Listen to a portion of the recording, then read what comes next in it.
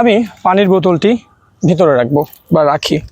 I put in my water বোতল, ভিতরে রেখে দিলাম। এখন আমি আমার এই ব্যাগের চেনটা লাগিয়ে দেবো। চেন লাগানোকে বলা হয় I zip up. I zip up my bag. I am walking forward. I am walking backward. I am jogging. আমি জগিং করছিলাম। I was jogging. সুতরাং আমি খুবই ক্লান্ত। So I am tired. অথবা আপনি বলতে পারেন so I am exhausted. এখন আমার পানি খাওয়া প্রয়োজন। Now I need to drink water. কোথায় আমার পানির বোতল?